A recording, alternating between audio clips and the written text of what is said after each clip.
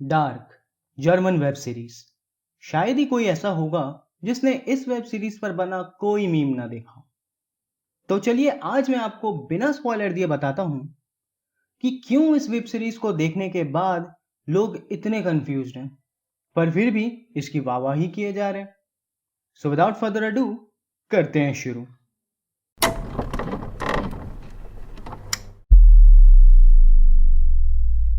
वैसे तो इस सीरीज का पहला सीजन दिसंबर 2017 में आया था, पर हल्ला अब जाकर हुआ। और वजह भी यह है कि बहुत कंफ्यूजिंग है, बहुत दिमाग लगेगा इसे समझने के लिए, खतरनाक साइंस यूज किया गया है, वगैरह वगैरह। फिलहाल हम शुरुआत करते हैं इसकी स्टोरी से। 2019 जर्मनी का एक शहर विंडेन।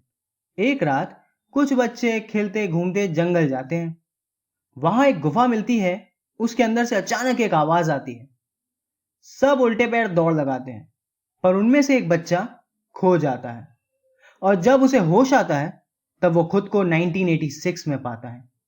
यहीं से सारा झोल शुरू होता है। इधर 2019 में सब उसे ढूंढ रहे होते हैं और उधर 1986 में कोई मानता ही नहीं कि वो फ्यूचर से आया है। और जैसे जैसे कहानी आगे बढ़ती जाती है वैसे वैसे कई लोग टाइम ट्रेवल के चपेट में आते जाते हैं। धीरे धीरे मामला जटिल होता जाता है। ऐसी घटनाएं घटने लगती हैं जिनका कोई सेंस ही नहीं बनता। तब कुछ लोग इस कोशिश में जुट जाते हैं कि सब वापस नॉर्मल हो जाए और वो लोग इस टाइम ट्रेवल के चपेट से बाहर आ सके।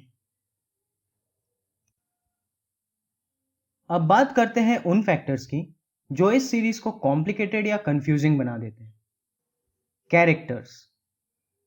4 फैमिलीज, 4 जनरेशन की कहानी है, जिसमें 25 वो कैरेक्टर्स जो बहुत इंपॉर्टेंट हैं और समय समय पर कहानी को नया मोड़ देते रहते हैं।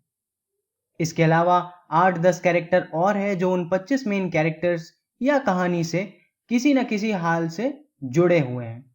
ये भी इंपॉर्टेंट है, पर बहुत ज्यादा रोल कॉल नहीं रहता इनका। जितने भी एक्टर्स एंड एक्ट्रेसेस हैं वो सारे जर्मन हैं, तो शायद इनमें से किसी को आपने कभी देखा ही ना हो। इतने सारे नए जर्मन चेहरे आपको याद करने पड़ते हैं। फिर ये याद भी रखना पड़ता है कि कौन किसके रिश्ते में क्या लगता है, कौन जवानी में कैसा दिखता है, कौन बुढ़ापे में कैसा दिखता है और कौन बचपन में कैसा दिखता था। Non linear story telling. एक तो ये टाइम ट्रेवल सीरीज है, ऊपर से सिर्फ पास्ट या फ्यूचर ना होकर अलग अलग टाइम को कवर करता है। और ये सब बहुत रैंडमली होता है।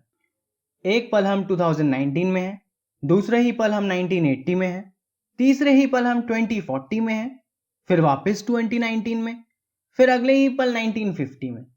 पूरे सीरीज भर यही चलता रहता है। Often time travelling. वैसे अधिकतर जो टाइम ट्रेवल की फिल्में या टीवी सीरीज होती हैं उनमें ऐसा होता है कि कैरेक्टर भूत या भविष्य में जाते हैं, फिर वहां कारनामे करके वापस आ जाते हैं। पर इस सीरीज में टाइम ट्रेवल लगा ही रहता है। किसी ना किसी कैरेक्टर का पास्ट या फ्यूचर में आना जाना लगा ही रहता है। और ये आना जाना बहुत रैंडम होता है। जैसे कि मैंने बताया कि कोई 1980 से 2019 जाता है, कोई वहां से 2045 जा रहा है, कोई 1950 जा रहा है, तो कोई वापस 2019 में आ जाता है। Science around time travel. Time travel की थ्योरीज और उससे जुड़ी साइंस बहुत कॉम्प्लिकेटेड है और आप इसमें जितना घुसते जाओगे कंफ्यूजन उतना ही बढ़ता जाएगा। Screen play and lighting. Show का स्क्रीन प्ले बहुत एंगेजिंग है। बिना रुके एक के बाद एक घटनाएं घटती चली जाती हैं। आप पर इंफॉर्मेशंस की बम्बार्डिंग कर दी जाती है।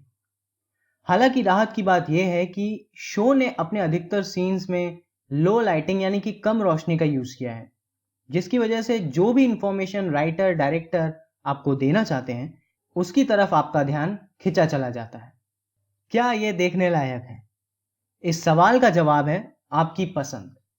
अगर आप प्लेन एंटरटेनमेंट चाहते हैं कि ज्यादा दिमाग का दही ना हो, बढ़िया चिल मार कर देखूं, कोई आए तो इधर अपनी बातचीत अलग चल रही है, शो भी देख रहे हैं, तो फिर ये सीरीज आपके लिए बिल्कुल नहीं है। एकदम अगल बगल से निकल जाएगी। पर अगर आप ऐसा सीरीज देखना चाहते हैं जो आपके दिमाग को चैलेंज करे, आपको सोचने पे मजबूर करे, आपको नजरें ही ना हटाने दे, फिर यह आपके लिए बहुत ही बढ़िया सीरीज साबित होगा। एक्टर सभी मजे हुए हैं, किसी का भी परफॉर्मेंस ढीला नहीं है, स्क्रीन प्ले बढ़िया है, अच्छा पेस मेंटेन किया है, आपको रिलैक्स करने का मौका ही नहीं मिलता, आपको समय समय पर अचंभित किया जाता रहता है, आपको उत्सुकता बनी रहती है कि अगले एपिसोड में क्या हो। डायलॉग्स ठीक है पर उतने दमदार नहीं है, साउंड इफेक्ट्स और बैकग्राउंड स्कोर अपना काम तो कर देते हैं पर बहुत बढ़िया नहीं है। Keep paper pencil by your side. पहले एपिसोड से एक पेपर पेंसिल अपने पास रखिए, यह फैमिली ट्री बनाने के काम आएगा। हर कैरेक्टर को उसमें प्लेस करते जाइए, कौन किस फैमिली से बिलोंग करता है, कौन किसका क्या लगता है, सब नोट डाउन करो। आप चाहो तो उनके ऑफिशियल वेबसाइट पर एपिसोड वाइज फैमिली ट्री देख सकते हो, पर किसी भी हाल में इंटरनेट से डाउनलोड मत करना वरना वो स्पॉइलर का काम कर देगा। Don't think too much about time travel related science. इस टीवी शो का मेन फोकस टाइम ट्रेवल के पीछे का साइंस को एक्सप्लोर करना नहीं है, बल्कि स्टोरी के लिए टाइम ट्रेवल का एक सॉलिड फाउंडेशन क्रिएट करना है। टाइम ट्रेवल के पीछे की साइंस को इस हद तक एक्सप्लेन किया गया है कि वो साइंटिफिकली फीजिबल लगे। टाइम ट्रेवल की जितनी साइंस जरूरी है वो आपको समय समय पर समझा दिया जाता है, आपको खुद से भागा दौड़ी करने की कोई जरूरत नहीं है। फोकस, डूब जाइए पूरी तरह से इस सीरीज में। पूरे सीरीज में कोई भी सीन टाइम पास नहीं है, आपको हर डायलॉग हर सीन पर बराबर ध्यान देना होगा, क्योंकि वह बाद में किसी न किसी सीन से लिंक हो सकता है।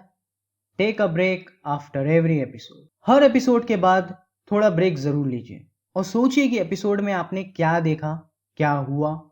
अगर आपके मन में कोई भी डाउट हो तो पहले उसे क्लियर कर लीजिए, तभी आगे बढ़िए। बेहतर यही होगा कि आप हर एपिसोड के बाद ऑफिशियल वेबसाइट पर जाकर उस एपिसोड तक का डिटेल क्रॉस चेक कर लें।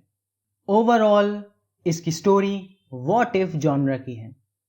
अगर ऐसा होता तो कैसा होता, लेट्स इमेजिन, और उसी इमेजिनेशन को एक्सप्लोर करते चले गए।